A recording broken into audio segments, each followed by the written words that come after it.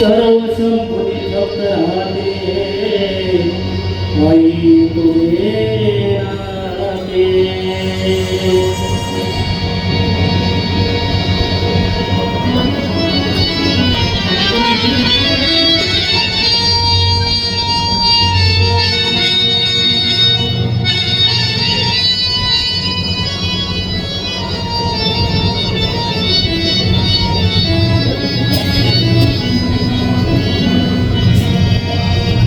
अगं चुकलं तुझं बाळाई हे आई ग. अगं चुकलं तुझं बाळाई रडत धाई धाई ग.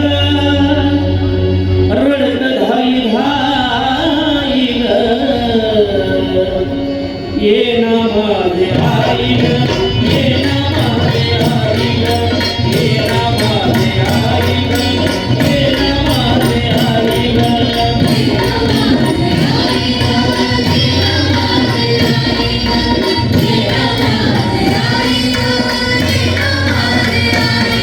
अगं चुकलं तुझं बाळाई हे आई ग. चुकलं तुझं बाळाई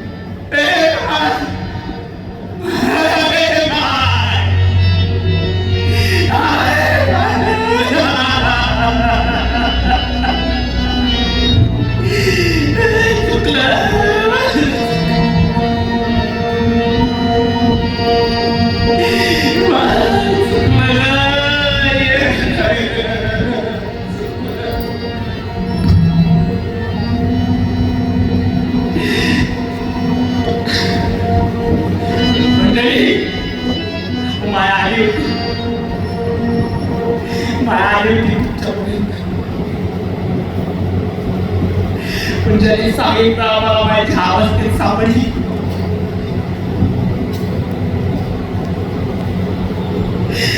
स्वतःचा पाना आडल्यावर रक्त पाजणारे आण आहे.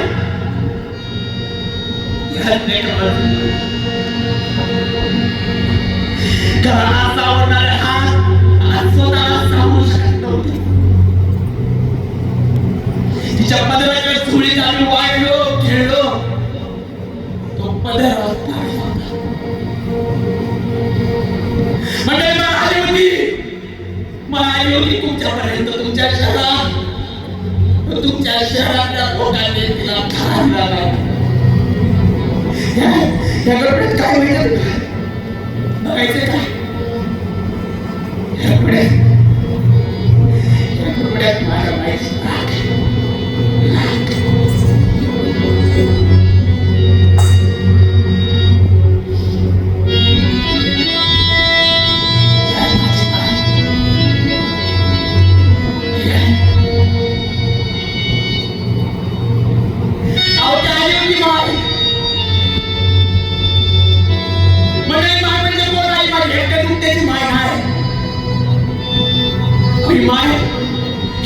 आपली लोककला, आपली संस्कृती, आपली परंपरा आणि आपली अस्मिता आहे.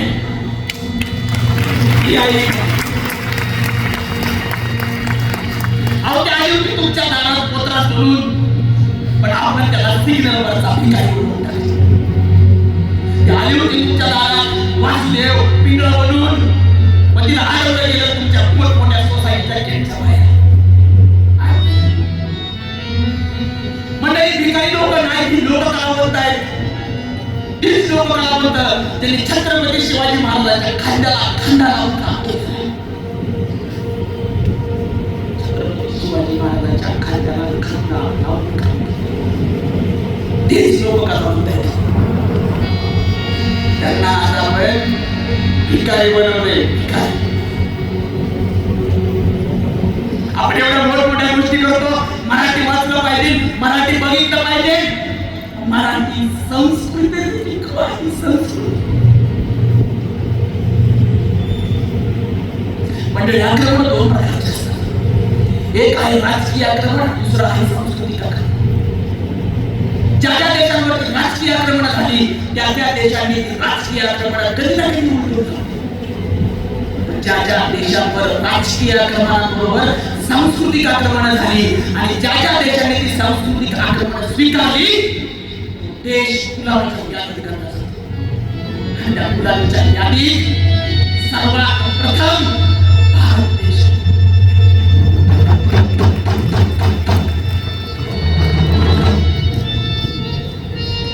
मंडळी आक्रमण आठवतात का? नाही. आक्रमण खूप पूर्वीपासून होतात. राजा सातवाहन सगळ्यात पहिला मराठी राजा, त्याच्यावर आक्रमण होत होतं. त्यावेळेस आक्रमण आणि संस्कृती याच्यामध्ये भेद राजा सातवाहन. त्यानंतर छत्रपती शिवाजी महाराजांचा कालखंड आला. छत्रपती शिवाजी महाराजांच्या काळात सुद्धा अनेक आक्रमण होत होते, राजकीय आणि सांस्कृतिक सुद्धा. त्यावेळेस सुद्धा संस्कृती आणि आक्रमण याच्यामध्ये एक ठाण्या वाघ उभा होता. त्याचं नाव होतं छत्रपती शिवाजी महाराज.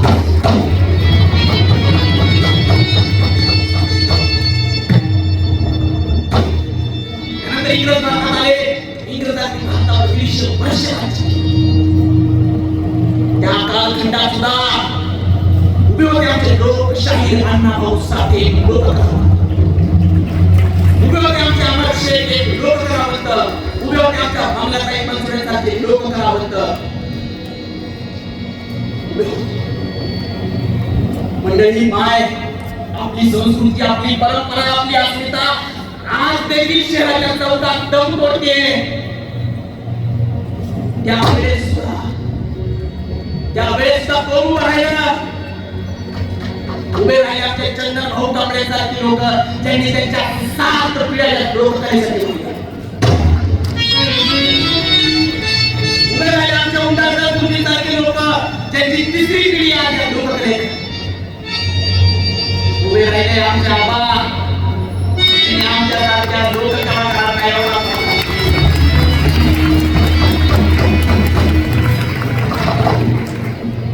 31 वर्ष 31 वर्ष अखंड हा कार्यक्रम चालू आहे मंडळी. लोककलाकारांचा 31 वर्ष. आज देखील माझ्या वेळेस चौकात दम तोडते ना, त्यावेळेस पुढे तुमच्यासारखे रसिक प्रेक्षक ज्यांनी या लोककलेसाठी आज हजेरी लावली.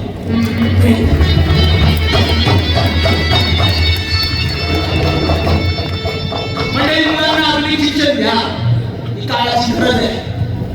पण त्याचबरोबर त्यांना आपली लोककला, आपली लोकसंस्कृती आणि आपली अस्मिता पण शिकवा काय, तर आपण या जगाच्या स्पर्धेत टिकून राहू. अन्यथा असंच उभे राहू. मंडळी, एक लोककलावंत म्हणून आम्ही एक पालखी तुमच्यापर्यंत घेऊन येणार आहे. ती माझ्या माईची पालखी आहे. ज्यावेळेस ही पालखी इथून बाहेर जाईल त्यावेळेस पालखी तुम्हाला तुमच्या खांद्यावर न्यायची आहे आणि तुमच्या घरी जाऊन ती पालखी रुजवायची आहे. आपल्या मुलांना सांगायचे आपली लोकसंस्कृती, लोकपरंपरा आणि आपली अस्मिता. आणि मग आपण सगळे मिळून म्हणू, माझ्या मराठी मातीचा लावा ललाट, तिच्या संगाने जागल्या दर्या पुढ्यातील शिळा, तिच्या